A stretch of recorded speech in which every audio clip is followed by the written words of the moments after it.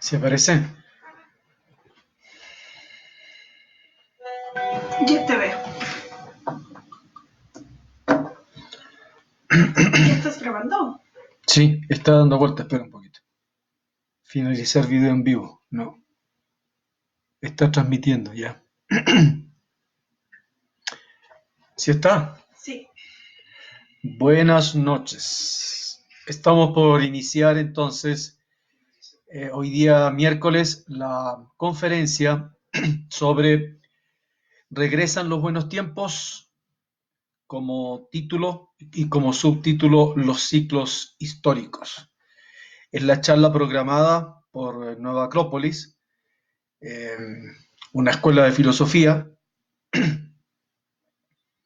que todos los miércoles en Quito a las 19 horas estamos con un programa de conferencia con diversos temas y obviamente hoy día iniciamos este trimestre, abril, mayo, junio, con esta primera conferencia.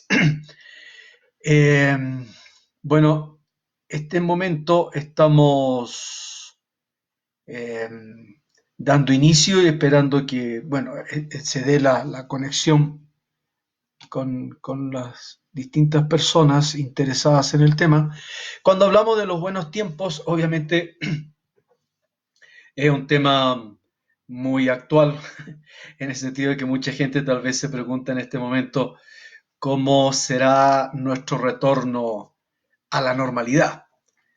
¿Serán las cosas como antes exactamente o habrá cambiado todo de manera definitiva?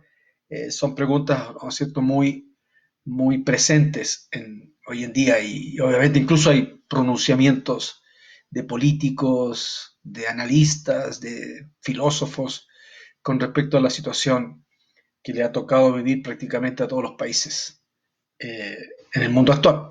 Entonces, pero obviamente esto tiene un tema un poquito más profundo tal vez, no es un tema, aunque la sensibilidad, ¿no es cierto? Y la preocupación actual eh, está en torno a eso también, el tema va un poco más allá, o sea, es un tema que hemos tratado más de alguna oportunidad, de hecho en el primer nivel de filosofía, de nuestro programa de filosofía, en una materia que se llama Filosofía de la Historia, se toca esta temática, en el sentido, digamos, de, primero, una concepción del tiempo, ¿sí? En el sentido de que, obviamente, hay muchas maneras, han habido muchas formas de, de concebir el tiempo, ¿ya? Y de acuerdo a esa concepción del tiempo también surge una forma de entender la historia, ¿sí? Entonces, básicamente, uno de los paradigmas que ha predominado en el tiempo actual justamente es la idea, digamos, de un tiempo lineal, ¿no? De un tiempo que va, de hecho, en una sola dirección, como un vector, ¿no es cierto?, que se mueve en una sola dirección, desde el pasado hacia el futuro, ¿no? Y puntualmente, de acuerdo a algunas corrientes ideológicas, o cierta concepción, sobre todo, digamos, de parte del positivismo, puntualmente de Augusto Comte en el siglo XIX, en línea ascendente. O sea, nosotros vamos moviéndonos, ¿no es cierto?, en una sola dirección, del pasado hacia el futuro, ¿ya? Y en una línea ascendente.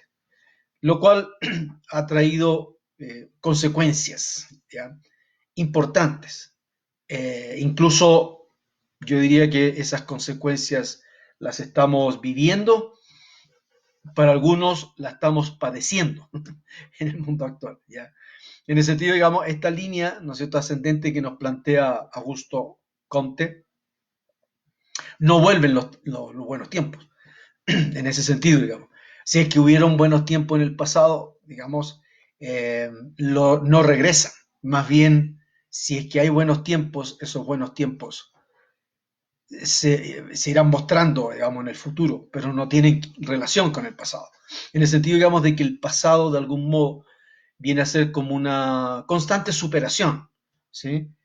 Un dejar atrás, ¿no es cierto? En virtud de lo que se aprende, ¿no es cierto? Se supera las etapas anteriores, ¿no es cierto? Y vamos dando pasos. de manera ascendente, digamos, hacia un progreso cada vez mayor. De esta concepción nace la idea del progreso continuo, que también nos trae la noción, ¿no es cierto?, de que mientras más atrás nos movemos, también, obviamente, vamos entrando en una fase más primitiva, digamos, como humanidad.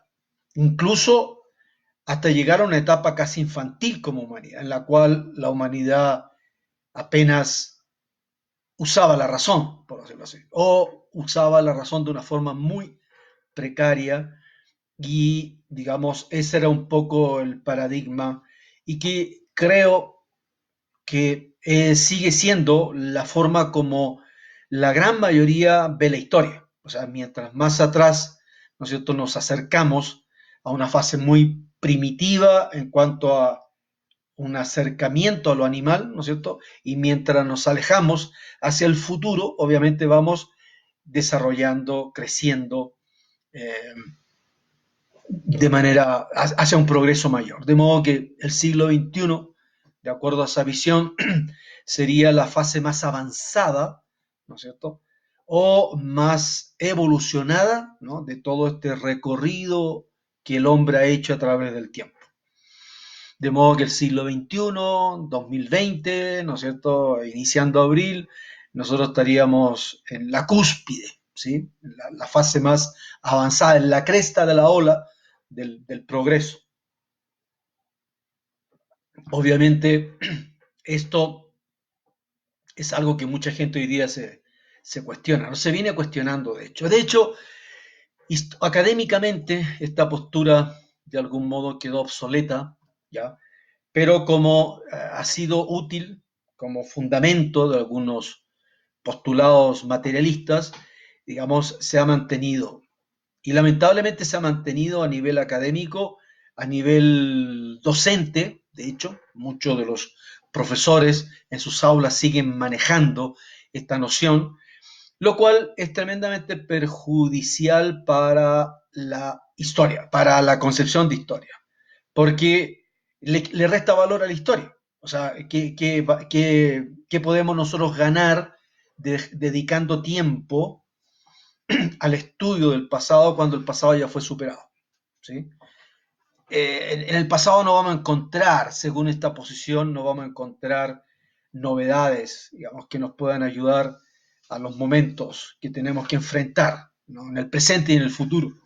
Más bien, la mirada con esta posición, la esperanza, ¿no es cierto?, se va a poner más bien en el futuro. O sea, si hay algo que no sabemos confrontar, no sabemos resolver, no se va a buscar bajo ningún motivo en el pasado una respuesta, sino que se espera que esa respuesta llegue mañana, ¿no?, de manos de la ciencia, de la tecnología, etcétera. No vamos a ahondar en esta explicación de la teoría comtiana. Lo que sí quiero mencionar, obviamente, que académicamente esto queda algo obsoleto en el siglo XX, principalmente,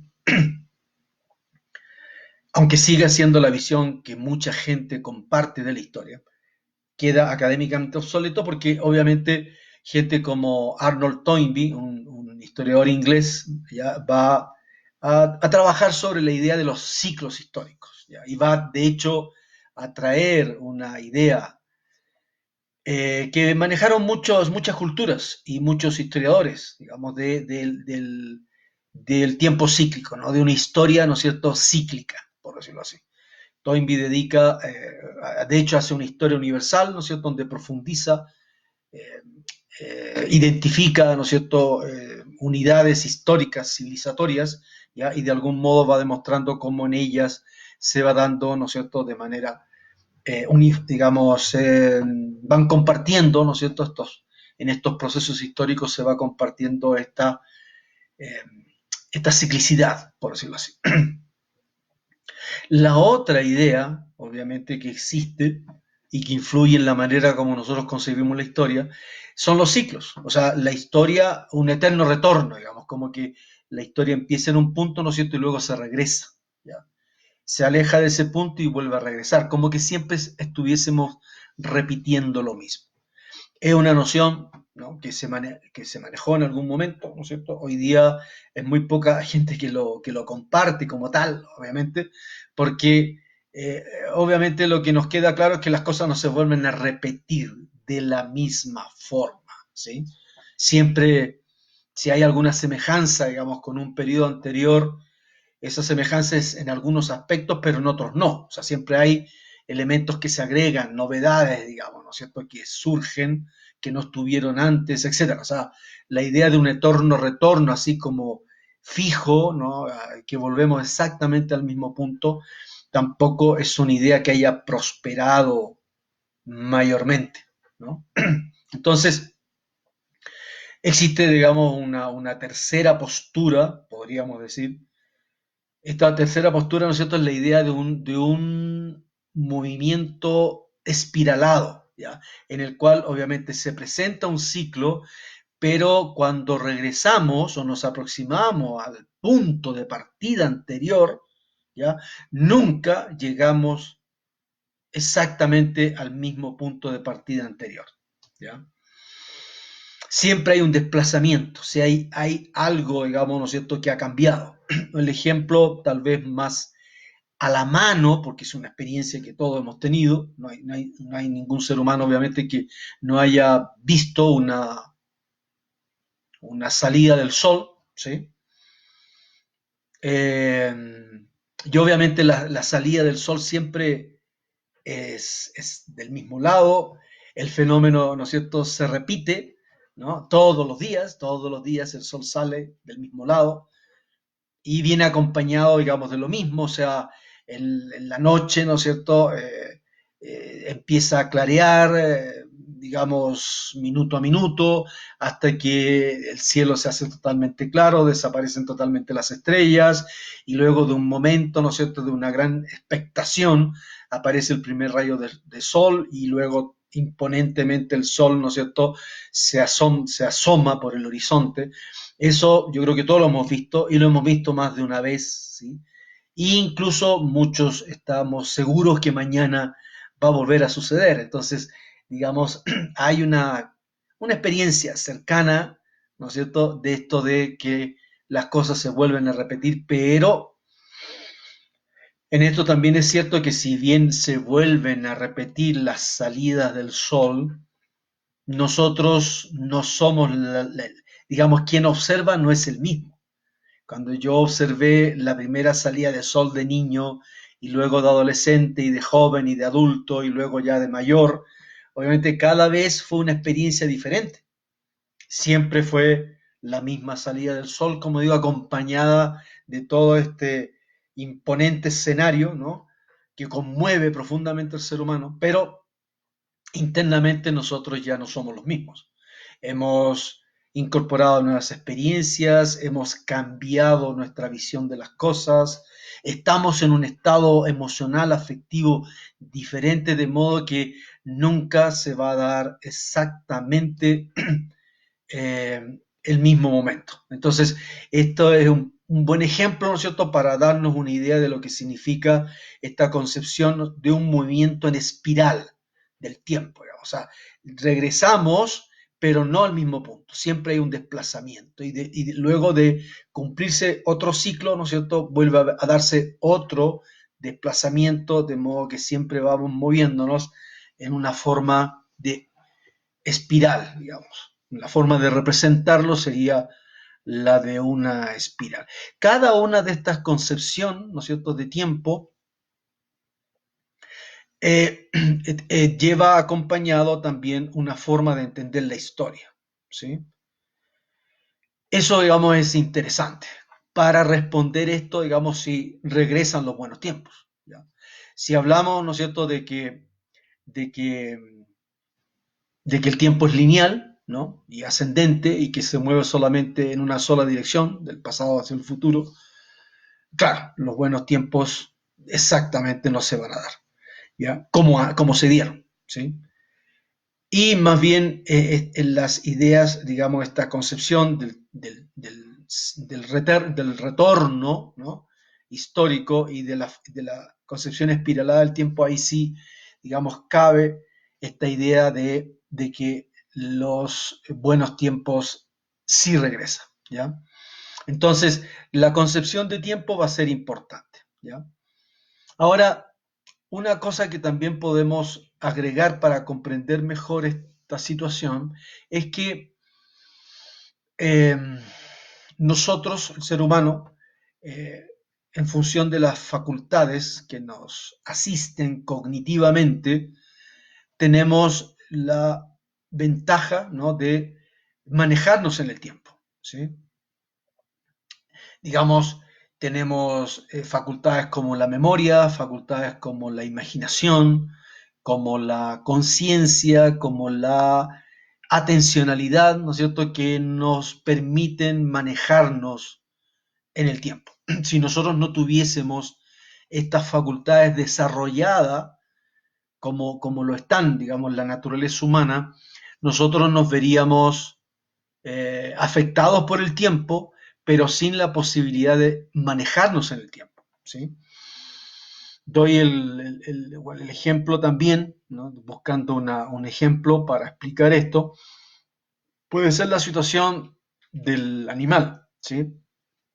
Las especies animales, ¿no es cierto?, están afectadas por el tiempo, ¿no? Nacen, crecen, se desarrollan, mueren, en fin, como todas las cosas, ¿no es cierto?, que surgen en esta dimensión del tiempo, pero su capacidad, digamos, para manejar el tiempo no alcanza el grado que alcanzan los seres humanos por estar los seres humanos asistidos cognitivamente por estas cualidades que acabo de mencionar. La memoria, la imaginación, la conciencia, digamos, la atención. Obviamente estas facultades, algunas de ellas están presentes en el animal también, en las especies animales. Y otras no podemos demostrar que realmente estén presentes. Por ejemplo, digamos, también una manera de explicarlo de forma simple es que los animales no tienen un calendario. El ser humano tiene un calendario.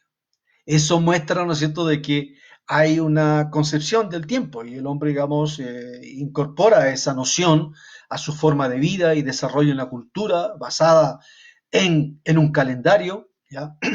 Agendas, digamos, los seres humanos acostumbramos a hacer agendas, planificarnos, ¿sí? Porque tenemos un manejo. Ninguna de estas cosas las vamos a ver en la especie animal. En la especie animal no hay una agenda, no hay un calendario, etcétera. Esa es una forma, obviamente, de ver que nosotros, digamos, como seres humanos, sí tenemos un manejo en el tiempo, un manejo que podría, obviamente, ser mayor, ¿ya?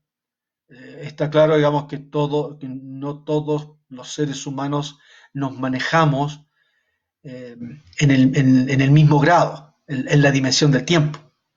Tenemos limitaciones algunos, otros, digamos, obviamente se manejan con mucha habilidad, ¿sí?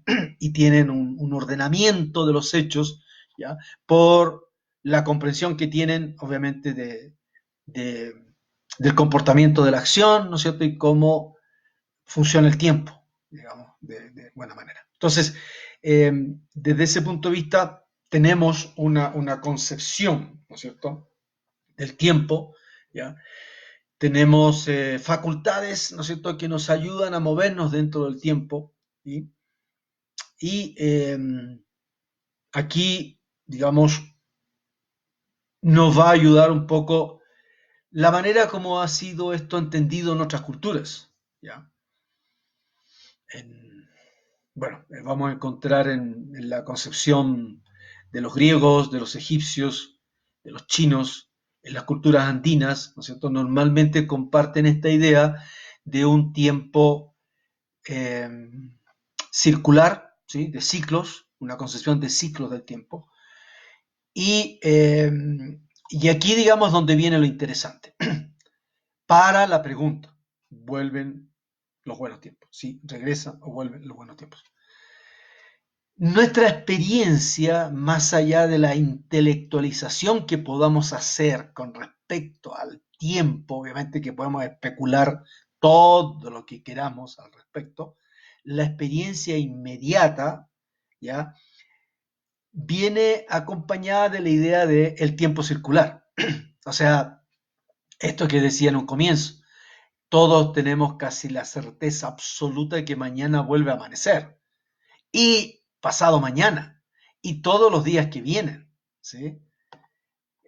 Contamos con eso. A pesar de que hoy día existe una restricción, ¿no es cierto? Pero todos estamos a la espera que la autoridad se pronuncie, ¿no? Al respecto, inmediatamente sabemos, ¿no es cierto?, qué vamos a hacer y tenemos una agenda y tenemos un plan anual, ¿no es cierto?, que hay que retomar y empezar a ponerse al día en muchas cosas, etcétera. Entonces, desde ese punto de vista, partiendo de la base, obviamente, de que va a seguir amaneciendo, va a seguir saliendo el sol.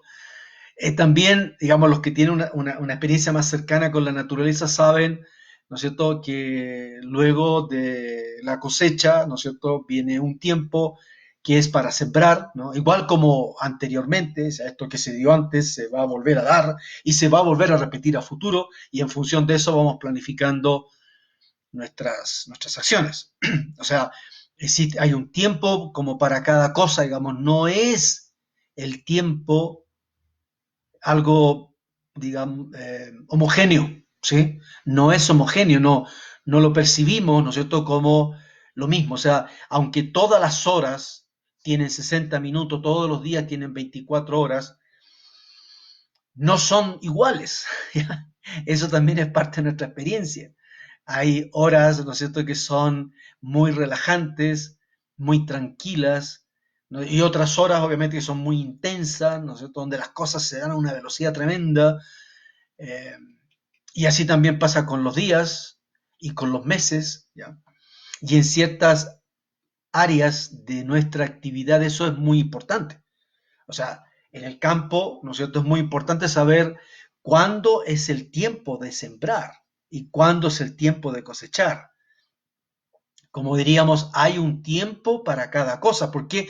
Porque el tiempo tiene cualidades, ¿sí? El tiempo no es una cuestión de cantidad de segundos, de minutos, de horas, de días, de meses. No, también, ¿no es cierto?, aparte de esa cantidad de tiempo, se da una calidad de tiempo, distinta calidad de tiempo.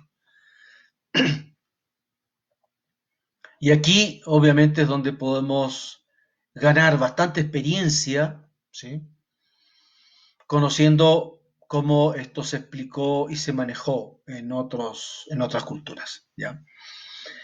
Por lo menos en nuestro entorno inmediato, ¿no es cierto?, sabemos que yo puedo sembrar, ¿ya?, cuando se me da la gana, ¿ya?, lo puedo hacer, pero no va a ser muy inteligente, ¿no es cierto?, si es que no lo hago en el momento que corresponde. Hay un momento que corresponde sembrar. ¿Por qué? Porque hay una calidad de tiempo distinta, en donde es propicio hacerlo, ¿ya? Y lo mismo la cosecha, ¿sí? Entonces, hay un orden, digamos, en la forma como se van sucediendo las cualidades del tiempo. Hay un orden. Por ejemplo, el amanecer, ¿no es cierto?, tiene una característica. No son lo mismo las 2 horas entre las 5 y las 7 de la madrugada a las 5 y las 7 del atardecer. Ambas horas, ¿no es cierto?, ambos eh, espacios de tiempo cuentan con 120 minutos, pero son muy diferentes. De hecho, incluso es más, así como es mejor sembrar en el momento que es propicio sembrar, también es bueno hacer ciertas actividades de 5 a 7 de la mañana, ¿ya?, y no de 5 a 7 de la tarde. Uno igual puede hacerlas, pero mejor provecho le saca de 5 a 7 de la mañana. Hacer ejercicios, de respiración, de yoga, de qigong, ¿sí? Como llaman los chinos, es muy provechoso a esas horas de la mañana porque se presentan ciertas cualidades, ¿no es cierto?, donde la relación, ¿no?, del ser humano con la naturaleza está enriquecida, ¿no es cierto?, por una corriente de vitalidad que se puede aprovechar con ejercicios, con respiración, etcétera, que no es la misma que se va a dar de 5 a 7 de la tarde, ¿ya? Entonces, esto fue observado, tal vez no tanto por el hombre actual, ¿ya? Eh, Hoy día con frecuencia yo a veces suelo eh, preguntar, ¿no es cierto? Por ejemplo, cuando se da el 21 de junio, pregunto a ciertas personas cercanas, ¿no? Y no tienen, o sea, digamos, a veces incluso tienen que mirar el celular para saber que es 21 y que no es 20 o 22, digamos, ¿ya? Digamos, hasta ahí creo que todos los manejamos bien, pero ¿qué significa estar el 21 de junio? ¿Sí? En el mundo andino, por ejemplo, todo el mundo andino, ¿no es cierto? Toda la población indígena se moviliza en todo el mundo andino, ¿no es cierto? Porque, y desde días antes, porque viene un momento muy especial, ¿ya? Que es el 21 de junio. El 21 de junio no es lo mismo que el 21 de julio, ni tampoco que el 21 de mayo, es el 21 de junio. ¿Qué de particular tiene el 21 de junio? ¿Sí? ¿En qué se diferencia, digamos, con otros días? Bueno, aquí es donde entra esta concepción o percepción, yo diría más bien, porque no es una cosa tan intelectual, es una percepción clara, ¿no es cierto?, de que la naturaleza tiene un comportamiento diferente en distintas épocas del año, así como recién explicaba, ¿no?, que hay un comportamiento distinto de la naturaleza o de la energía de la naturaleza en las distintas horas del día. Entonces, esta cercanía con la naturaleza que tuvieron culturas anteriores les permitió tener un conocimiento más acabado, incluso más profundo, no por una intelectualización, sino que por cercanía, o sea, por estar en contacto con la naturaleza y observarla, ¿sí? Eso dio una comprensión que hoy día nosotros, digo en general, no la tenemos, ¿sí? De hecho, hoy día, por ejemplo, ahorita, en esta hora, nosotros debiéramos, obviamente como toda la naturaleza, obviamente ya no cuenta con la presencia del sol, la naturaleza se recoge naturalmente, los animales, que sean las plantas, en fin, entran en otra fase de actividad. En cambio nosotros prendemos las luces, tenemos luz eléctrica, obviamente, y nuestra actividad continúa, ¿sí? A pesar de que obviamente fuera de nuestras casas está todo oscuro, al interior de nuestras casas, digamos, hay la luz y obviamente se puede continuar con la actividad. Entonces eso hace esta vida, digamos, civilizada, ¿no es cierto? De algún modo no nos da esa experiencia, ¿no?, que en culturas anteriores se tuvo a partir de la cercanía con la naturaleza. Entonces, por eso no captamos la diferencia que hay entre un 21 de junio, un 21 de marzo, etcétera, que para otras culturas fueron muy importantes. Esto es interesante en el sentido, digamos, de que uno de los festejos o festividades eh, de las distintas sociedades, ¿no? Tal vez las más universalmente practicadas en todas las culturas y en todos los tiempos han sido los solsticios y los equinoccios, ¿ya?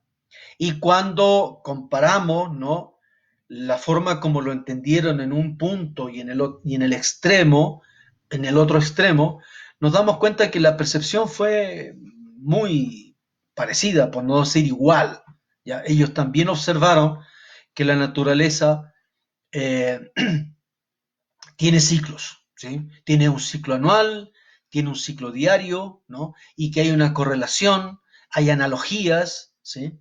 Que permite Entender que detrás de ese ordenamiento de las cualidades del tiempo hay un modelo, ¿sí? Hay un modelo que casi todas las culturas entendieron que había que respetar. Que había que respetar porque era el modelo de comportamiento de la naturaleza y entendieron también, ¿no es cierto?, que era inteligente, ¿no?, acomodarse o sintonizarse o armonizarse con ese modelo de comportamiento de la naturaleza. Se ganaba más, ¿sí?, armonizándose con ese modelo de la naturaleza. Entonces tenemos ejemplos, yo diría, extraordinarios, ¿ya?, en cuanto a la concepción, digamos, ¿no es cierto?, que nos aporta los conceptos, eh, y cómo eso nos puede enriquecer en cuanto a la forma de armonizar nuestra vida con la naturaleza. Entonces, por ejemplo, una de las cosas que observaron, ¿no?, es que la primavera, ¿sí?, el otoño, el invierno, el verano, ¿sí?, eh, de algún modo ese orden de cosas, ¿ya?, porque no nos saltamos del verano, no nos saltamos a la primavera, ¿sí? O sea, del verano no nos regresamos a la primavera, siempre es el verano y del verano vamos al otoño, del otoño pasamos por el invierno y recién alcanzamos la primavera. No puede uno saltarse, digamos, a eso me refiero, digamos, con que es un modelo de comportamiento, es un orden que va en una dirección, ¿ya? Y siempre, digamos, se produce. Hay variantes, ¿no es cierto?, pero siempre las características generales se vuelven a dar. Eso es análogo, ¿no?, a lo que sucede en el día, ¿sí? El día también tiene una mañana, siempre hay un amanecer, una mañana, hay un mediodía, hay un atardecer y hay una noche. Y luego, obviamente, tampoco saltamos del mediodía al amanecer, ¿ya? Si estamos en mediodía, ¿no es cierto?, tenemos que esperar el atardecer, esperar la noche, ¿no es cierto?, para recién tener un amanecer, ¿ya? Entonces hay también un modelo de comportamiento. Y tampoco nos podemos pasar, ¿no es cierto?, del amanecer y volver, digamos, al atardecer anterior. ¿No? Las cosas siguen un orden, ¿sí? Esto se entendió como un modelo. Ahora, las razones de esto son hoy día muy conocidas, en el sentido, digamos, de que, claro, estamos claros, ¿no es cierto?, de que la Tierra gira alrededor del Sol, de que hay una inclinación del eje de la Tierra, ¿no es cierto?, y hay una rotación, ¿no?, de la Tierra sobre su propio eje. Todas estas circunstancias, ¿no es cierto?, dan como consecuencia este comportamiento, que es un comportamiento muy importante para todos los ecosistemas, ¿sí? En el sentido, ¿no es cierto?, que va, este comportamiento, ¿no es cierto?, es un comportamiento equilibrado, armónico, ¿no?, en donde todas las cosas, ¿no es cierto?, se van complementando, integrando y tenemos vida, ¿ya? Y tenemos la vida. Entonces, desde ese punto de vista, este orden fue respetado, ¿sí? Y respetado incluso como algo sagrado, ¿ya?, que había que integrarse los grandes ceremoniales, los grandes festejos, ¿no?, que se van a dar en Oriente, en Occidente, en un milenio y en otro, ¿no es cierto?, tenían este propósito, que el hombre se integrara, ¿no?, a este ritmo de la naturaleza. Y la observación de este ritmo obviamente les permitió comprender sus cualidades, sus características, de modo que así también, ¿no es cierto?, se fue reconociendo de que la vida de todo ser humano también, ¿no es cierto?, sigue este modelo. O sea, el hombre, digamos, también tiene un amanecer, ¿sí?, tiene un pleno día, ¿ya?, tiene un atardecer, ¿no es cierto?, y tiene una noche, ¿ya? Tal vez pueda ser más claro si lo vemos como tiene una primavera, tiene un verano, Hay un otoño en la vida de todos los seres humanos y hay un invierno en la vida de todos los seres humanos, que obviamente se correlaciona, o sea, las cualidades, ¿no es cierto?, que se dan en las estaciones, las cualidades que se dan en las distintas horas del día y estas etapas en la vida de un ser humano, digamos, se correlacionan. Sus cualidades, digamos, ¿no es cierto?, son análogas en su totalidad. De ahí entonces surgió, bueno, en el caso de China, por ejemplo, se le llamó a eso el orden, el orden natural. ¿Ya? Incluso hay un concepto que creo que sí se ha divulgado bastante en Occidente, no sé si todo el mundo lo entiende bien, pero o lo conoce, digamos, que es la idea del Tao. ¿Ya? Y el Tao es un camino, es un orden, ¿no? Y el hombre obviamente debe seguir ese Tao, debe comprenderlo, debe concebirlo, comprenderlo y armonizarse con el Tao, porque el Tao es el camino, ¿no?, de la naturaleza, el Tao es el orden de la naturaleza, el orden natural, ¿sí? Entonces, desde ese punto de vista, estuvo siempre presente esta idea de un orden del tiempo y la idea de ciclos históricos. Acuérdense que el tema nuestro hoy es ¿vuelven o regresan los buenos tiempos? Y el subtítulo es Los ciclos históricos. ¿Ya? ¿Cuál es lo interesante de esto? Eh, todo, ¿ya?, está concebido como ciclo. O sea, entonces hay grandes ciclos, ¿sí?, y hay pequeños ciclos. Y ciclos, ¿no es cierto?, que se van imbricando unos con otros, de menor a mayor, de mayor a menor, en fin, pero siempre el ciclo, ¿no es cierto?, está estructurado de la misma forma, ¿no? De hecho, por ejemplo, en la India hay todo un estudio muy interesante de la cronología, se conoce como la cronología de los brahmanes. Los brahmanes son los sacerdotes de la India. Ellos tuvieron una concepción de tiempo muy interesante. Ellos hablaban, digamos, de los kalpas, de los yugas, de los mahayugas, digamos, como periodos de tiempo, ¿no? Incluso hablan de cuatro edades.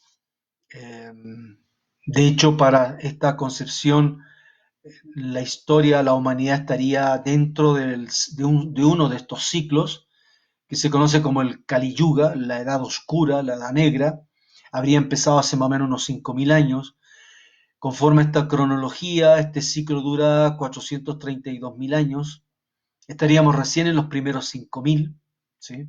De modo que nos queda mucho recorrido todavía a través de este ciclo, digamos, ¿no es cierto?, que es el Kali Yuga, pero así como este existen 3 ciclos más, o sea, son 4 los ciclos, ¿ya?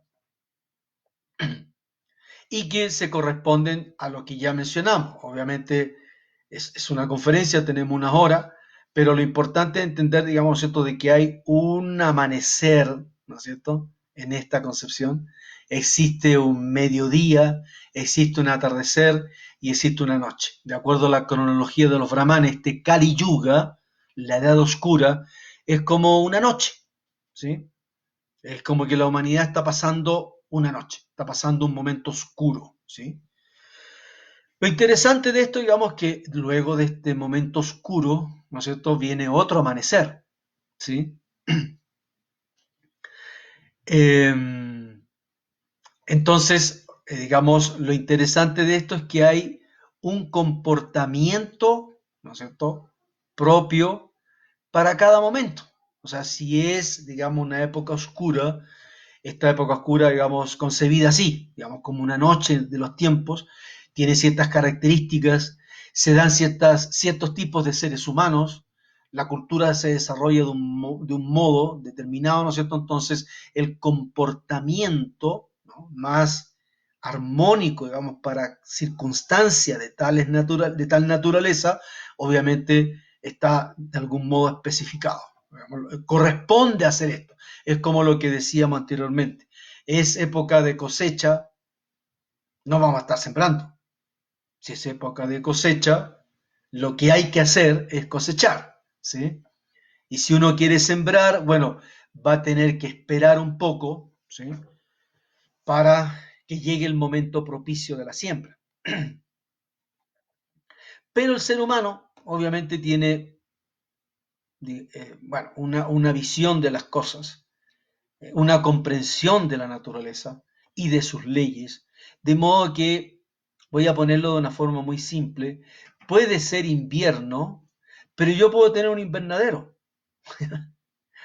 Puede ser, digamos, puede ser una época fría, ¿no? Donde no vale sembrar, por ejemplo, pero yo tengo un invernadero, o sea, yo me invento un invernadero y creo condiciones artificiales, ¿no es cierto?, para que se pueda, digamos, se puedan reproducir las características, ¿no?, que son apropiadas para una siembra, aunque en la naturaleza esas características no se estén dando. Entonces el ser humano tiene, desde ese punto de vista, al comprender la naturaleza, ¿sí?, y conocer sus leyes, ya puede manejarse, ¿no? No solamente con respeto, también de una forma irrespetuosa, ¿ya? Que ahí es donde empiezan los problemas, cuando el hombre se comporta de una forma irrespetuosa. Acuérdense la frase de Francis Bacon, ¿no?, que dice: el hombre debe torturar la naturaleza para extraer sus secretos, ¿ya? Y una vez descubiertos los secretos que se guardan en la naturaleza, someterla, dominarla, ¿no es cierto?, para provecho del ser humano. Es una concepción bastante, diríamos, agresiva, ¿sí?, invasora, ¿ya?, de la relación del hombre hacia la naturaleza. Entonces, por eso digo, el hombre, el ser humano, obviamente en virtud de sus facultades, tiene este, digamos, campo de acción, ¿no?, en la cual puede seguir un camino u otro. Pero en las culturas antiguas, como ya citamos algunos elementos de la cultura china, dentro de ese campo de acción hay una forma inteligente de comportarse y hay una manera tonta de hacerlo, ¿sí? Basándose, ¿no es cierto?, en que existe una inteligencia, ¿ya?, que produjo este orden. O sea, esta inteligencia de algún modo es consecuencia, digamos, digamos, este orden, mejor dicho, este orden que nosotros observamos la naturaleza y percibimos la naturaleza, es consecuencia de una inteligencia, ¿no?, de orden mayor o de orden superior. Entonces, viendo las cosas así, sin ponerle tintes místicos o religiosos, lo inteligente, ¿no?, es armonizarse con esa inteligencia mayor, porque obviamente debe responder a un propósito del cual nosotros somos parte, ¿sí? Esa inteligencia, ¿no es cierto?, tratando de realizar un propósito, ha generado un orden del cual nosotros somos parte. Entonces, eso hace, ¿no es cierto?, de que haya un manejo. Por eso puse el ejemplo de el invernadero, ¿ya? Esto porque aparece en la forma de comprenderlo. Voy a citar algo a modo de ejemplo, ¿no? En la obra de Sun Tzu, El arte de la guerra, Sun Tzu dice de que, bueno, es un arte, digamos, Sun Tzu es un militar chino del siglo III antes de Cristo. El arte de la guerra de Sun Tzu, digamos, es considerado una de las obras más, es una de las obras, digamos, más importantes en el campo de la estrategia política, militar, y hoy día incluso sus principios se aplican al mercado, en fin, ¿no? Este Sun Tzu, este sabio militar, ¿no es cierto?, supo, viendo la experiencia militar de su época, supo descubrir los principios, digamos, ¿no?, atemporales que se van a dar en el campo, en esta área, ¿no?, y que son válidos en todas las áreas, por decirlo así. Una de las cosas que dice Sun Tzu es que uno, para atacar al enemigo, debe esperar el otoño, ¿ya? Claro, cuando no se conoce,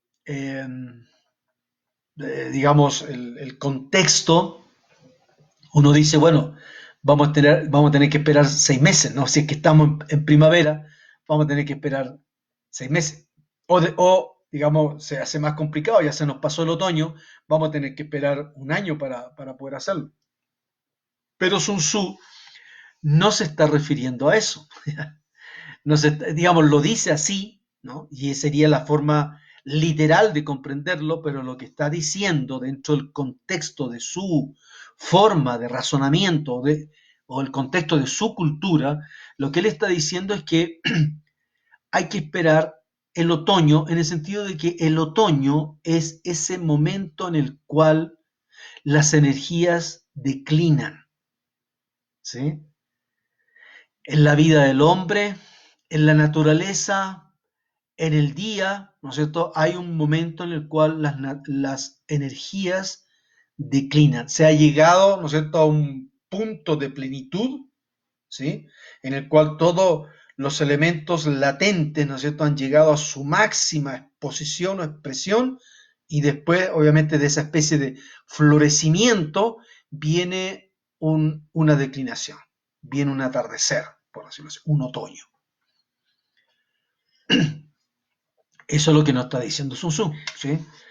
Pero dentro de esta mentalidad también está, cuando se comprenden las cualidades y las características, también nos está diciendo de un modo también nos está diciendo de que tenemos que provocar un otoño, ¿sí?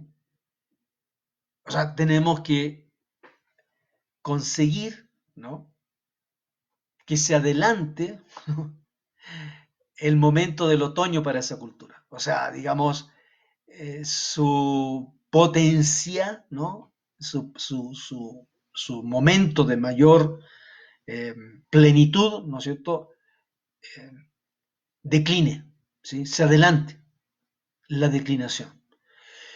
¿Cómo se hace? Bueno, hay manera, digamos, puntualmente, ¿no?, con respecto a lo que Sun Tzu está diciendo, o dentro del contexto de lo que está diciendo Sun Tzu.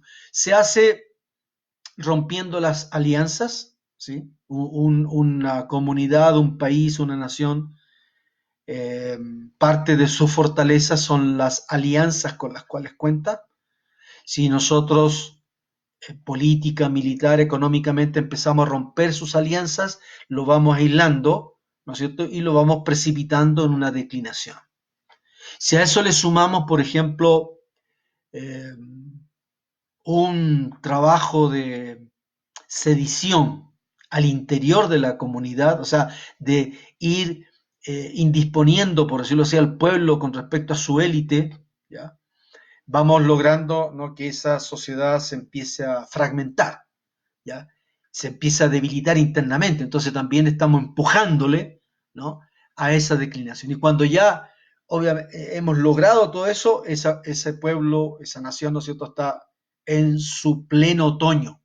Es el momento propicio para atacarlo, pero no hemos tenido que esperar el otoño, lo hemos provocado, ¿sí? Esto lo pongo como, se ve bien maquiavélico, ¿no? Pero esto lo pongo como ejemplo, ¿no?, de que así como podemos provocar un otoño, podemos provocar una primavera, ¿sí? Y que esa es la idea de la conferencia. ¿Regresan los buenos tiempos? Digamos, casi todos, ¿no es cierto?, tenemos asociado los buenos tiempos, ¿no?, con esta primavera, ¿no?, donde regresa nuevamente, después de haber pasado el invierno, donde las noches son frías, largas, etcétera, empiezan a ser los días más cálidos, ¿no? Los árboles se empiezan a llenar de flores, regresan las aves, ¿no? Se empieza a escuchar el canto de los pájaros, o sea, todo, digamos, como que reverdece, renace, retorna la vida en toda su expresión. Entonces asociamos los buenos tiempos con la primavera, ¿sí? Entonces, esa sería la respuesta. O sea, conforme a esta visión tradicional de los ciclos históricos, los buenos tiempos sí se los puede hacer regresar, ¿ya?, en lo individual, en lo cultural, en lo colectivo, digamos, en cualquier ámbito, podríamos nosotros hacer regresar los buenos tiempos o hacer regresar la primavera, ¿sí? Pero eso implica tener una comprensión, ¿ya? Una de las cosas, obviamente, que hay que entender de que para hacer regresar la primavera tenemos que pasar por un invierno, ¿ya? No llegamos a la primavera, ¿no es cierto? No llegamos al amanecer, que serían análogos o los buenos tiempos, ¿no es cierto? Si es que no pasamos por el invierno o no pasamos por la noche, ¿no? Y esto resulta muy interesante. Yo creo que con esto voy a cerrar el tema de la conferencia porque ya nos quedan algunos minutos nada más. Tenemos la costumbre en Nueva Acrópolis de dar una conferencia más o menos dentro de ese rango de tiempo de una hora. Bueno, cuando es presencial damos espacio a las preguntas eh, que se puedan ir y obviamente aportes o reflexiones, obviamente que el público quiera compartir. Eh, en este momento, bueno, yo tengo tengo acá alguien que me dice, bueno, un muy buen aporte, excelente alternativa para mantener las conferencias. Hay otra persona que dice, bueno, gracias Daniel, parece que me ubica. Ah, sí, sí, lo ubico, ya, por este gran aporte. De Chile también, gracias Daniel, desde Chile. También tenemos otra persona acá de Quito, que es una alumna mía, de Tai Chi Chuan, que también, Rita, que muy interesante, gracias. Y en fin, tengo una persona acá que me imagino que debe ser de, de algún país de Europa Oriental, ¿ya? Por la forma, por la escritura. Bueno, también acá tengo un compañero de estudio en Nueva Acrópolis, ¿no es cierto? Que eh, dice José, bueno, otra persona también, muchas gracias, pero no, estoy revisando obviamente porque quería ver si había alguna pregunta ya que estamos en la etapa de cierre, ¿no? Me refiero a lo siguiente, según, digamos, la concepción de los chinos, el invierno es un momento donde el yang, ¿no? Está bajo tierra, ¿sí? El yang es lo luminoso, es lo cálido, es lo dinámico, ¿no es cierto? Y eso, obviamente, no está muy presente, de hecho, no está presente en el invierno, ¿ya? Es una época fría, ¿no? Donde, bueno, los árboles permanecen sin hojas, quietos, como si, digamos, estuviesen muertos, por decirlo así, pero la vida como que se ha recogido, ¿sí? En el interior de la tierra y está como protegiendo a la semilla, ¿sí? Esperando la primavera. Esto es necesario para que se dé la primavera. Si no hay esta fase, ¿no? En la cual el yang, ¿no es cierto?, se recoge sobre sí mismo y envuelve a la semilla, protegiéndola y generando un movimiento que no es visible, ¿sí?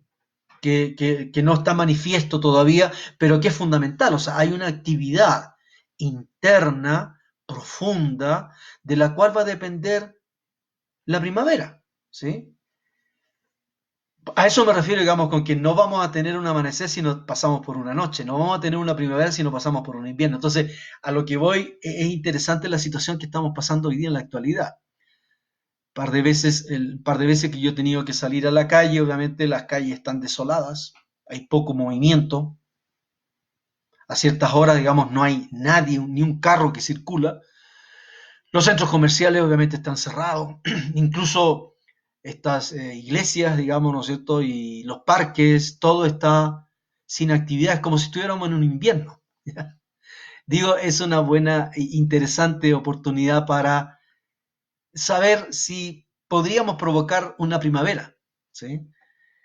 Obviamente esto requiere de mucha madurez, no solamente individual, filosófica, sino que también requiere una madurez política, una madurez cultural que creo que así en términos colectivos no estamos muy preparados para lograrlo. Pero tal vez, ¿no? Individualmente lo podríamos aprovechar, ¿no? En el sentido de que todo este tiempo de recogimiento, todo este tiempo en el cual hemos estado en nuestros hogares, ¿ya? Guardados, como la semilla, ¿no es cierto?, que está guardada, en donde no hay una vida social, digamos, una vida de exposición, ¿no es cierto?, abierta, externa, etcétera, sino que más bien de recogimiento, ¿no? Al interior de nuestros hogares. Esto también podría significar al interior de nosotros mismos, en una fase, digamos, de reflexión, una fase de introspección en relación a los planes de vida, de lo que estamos haciendo con nuestra vida, etcétera. De modo que sí puede llegar un momento en el cual podríamos aprovechar esto como un invierno, digamos, ¿no es cierto?, cultural, social, económico, de recogimiento, ¿no es cierto?, para preparar una primavera. Es una oportunidad que está en nosotros, depende exclusivamente de esta habilidad, ¿no es cierto?, de estas características que son propias del ser humano, ¿sí? Lo que vemos en la naturaleza obviamente es que los árboles no pueden producir la primavera, los animales no pueden producir la primavera. Nosotros podríamos producir históricamente una primavera. Lo que está pasando con nuestros países, lo que está pasando a nivel mundial, podría ser el anuncio de una primavera, ¿ya? Lo que nos ha hecho reflexionar mucho, ¿no?, sobre el tipo de vida, el tipo de orden que llevábamos, lo que nos ha hecho pensar, ¿no es cierto?, si era realmente válido eh, los afanes en los que estábamos focalizados. Entonces, esas reflexiones al interior de nuestra conciencia, al interior, ¿no es cierto?, de nuestras relaciones familiares, podría ser la oportunidad de comenzar una primavera, ¿no?, un regresar a los buenos tiempos, un regresar a un mundo más humano. Buenas noches.